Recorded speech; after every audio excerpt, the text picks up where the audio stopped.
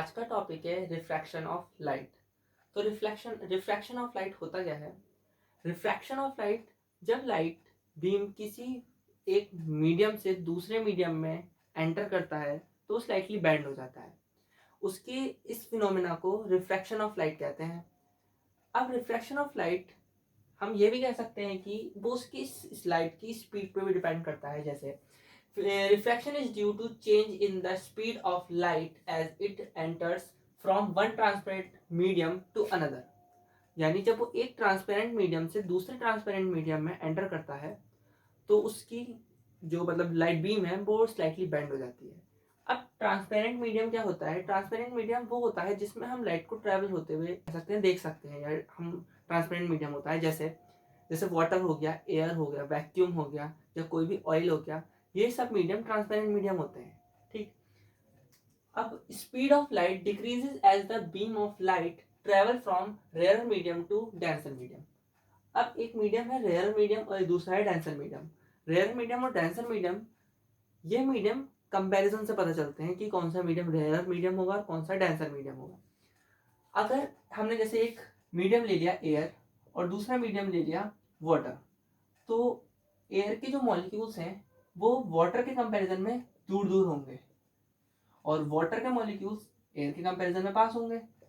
तो इन दोनों मीडियम की अगर हम कंपैरिजन करें तो जिसमें मॉलिक्यूल्स दूर होंगे या जो जो खुला होगा मीडियम वो रेयर मीडियम कहलाएगा और दूसरा मीडियम डेंसर मीडियम कहलाएगा। लेकिन अगर हम एक और मीडियम ले लें, जैसे अगर हमने ग्लास ले लिया और उसके जो मॉलिक्यूल्स होंगे वो दोनों के कंपैरिजन में बहुत ज़्यादा पास होंगे, तो कंपैरिजन हम सिर्फ दो मीडियम्स में करेंगे तो वाटर जब पहले जो डेंसर था अब वो ग्लास के कंपैरिजन में रेयरर हो जाएगा और ग्लास जो है वो डेंसर हो जाएगा एज कम्पेयर टू वाटर। तो जो हम रेयरर या डेंसर मीडियम देखते हैं वो हम कंपैरिजन से देखते हैं कि हम कौन कौन से मीडियम ले रहे हैं। अब हम नेक्स्ट देखते हैं। अब कुछ कंडीशंस आती हैं, जैसे अगर लाइट बीम रेयर मीडियम से डेंसर मीडियम में जाती है, ठीक है, तो वो स्लाइटली बैंड हो रही है। तो अगर हम देखते हैं अगर वो बैंड नहीं होती तो ये लाइट बीम आई और ऐसे सीधी निकल गई। बट जब वो रेयर मीडियम से डेंसर मीडियम में जा रही है तो हमने सरफेस से जो हमारे फर्स्ट मीडियम और सेकंड मीडियम को सेपरेट करता है, हम मीडियम कंसीडर कर लेते हैं। जैसे रेयर मीडियम में हम एयर कंसीडर कर लेते हैं और डेंसर मीडियम को वाटर कंसीडर कर लेते हैं। तो जो एयर और वाटर को सेपरेट करने वाली लेयर है उस पर हम एक नॉर्मल ड्रॉ करेंगे। ये एक नॉर्मल हो गया, हमने एक नॉर्मल ड्रॉ करा है।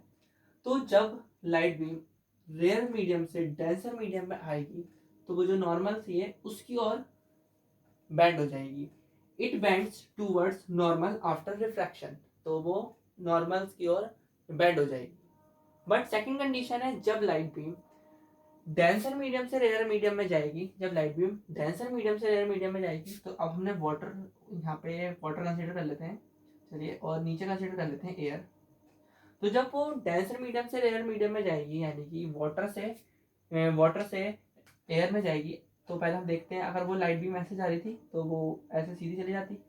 बट वो मीडियम चेंज कर रही है, अगर वो सेम मीडियम होता तो वो सीधी चली जाती है। जब वो मीडियम चेंज कर रही है इस वाले मीडियम में वो डेंसर से रेयर में जा रही है, और जब डेंसर से रेयर में जा रही है तो वो अवे फ्रॉम नॉर्मल यानी नॉर्मल से दूर हो जाएगी।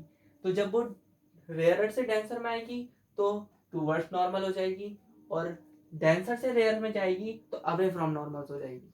ठीक है, तो ये दो कंडीशन थी। लेकिन एक कंडीशन ये है कि अगर लाइट बीम, ये सेपरेशन है, ठीक है, सरफेस का, इस पे नॉर्मल है और अगर लाइट बीम भी इसी नॉर्मल पे आ रही है यानी लाइट बीम भी 90 का एंगल फॉर्म करती हुई आ रही है तो वो सीधी ही चली जाएगी, बिल्कुल सीधी जाएगी, बैंड नहीं होगी। अब वो कैसे बैंड नहीं होती हम यहाँ देखते हैं। पहले स्टार्टिंग में आते हैं, फर्स्ट कंडीशन में आते हैं।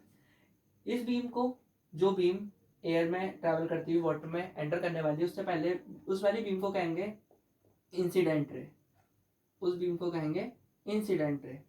ठीक है, और इस एंगल कहेंगे angle of incidence, angle of incidence.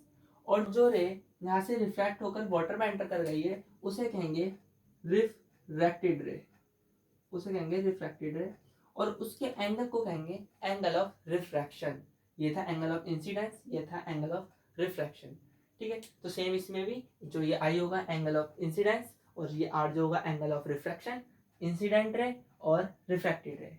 अब जब हम थर्ड कंडीशन में आते हैं जिसमें वो लाइट यानी इंसिडेंट रे 90 एंगल पे फॉलो हो रही है, तो जो नॉर्मल से वो एंगल ड्रॉ कर रही थी आई, वो यहाँ पर आई की वैल्यू होगी 0। तो उसी तरीके से जब वो यहाँ से ट्रैवल करके यहाँ से रिफ्रैक्ट होगी ही नहीं, क्योंकि वो 90 डिग्री के एंगल पर आ रही है और सीधी ही चली जाएगी, तो यहाँ पर आर की वैल्यू भी 0 हो जाएगी। तो ये तीन कंडीशन थी। पहली, जब वो रेयर से मीडियम, रेयर मीडियम से डेंसर मीडियम में जा रही है तो टूवर्ड्स नॉर्मल हो जाएगी, और डेंसर मीडियम से रेयर मीडियम में जा रही है तो अवे फ्रॉम नॉर्मल हो जाएगी। और ये वो कंडीशन है, इसमें फर्क नहीं पड़ता कि ऊपर रेयर है नीचे डेंसर है, फर्क नहीं पड़ता, क्योंकि जब वो 90 डिग्री के एंगल पर आ रही है तो वो सीधी ही चली जाएगी। 90 का एंगल जो बन रहा है उसको सरफेस से बन रहा है, ना कि नॉर्मल से। ठीक, तो ये रिफ्रैक्शन ऑफ लाइट था। अब हम इसे एक एग्जाम्पल से समझते हैं। एग्जाम्पल देखते हैं। लेट करते हैं कि ये एक ग्लास स्लैब है। ठीक, राइट, एक ग्लास स्लैब ले लिया हमने। अब इसके ये बाहर की साइड का जो एरिया है, ये एयर होगी, इधर भी एयर होगी और अंदर ग्लास मीडियम है।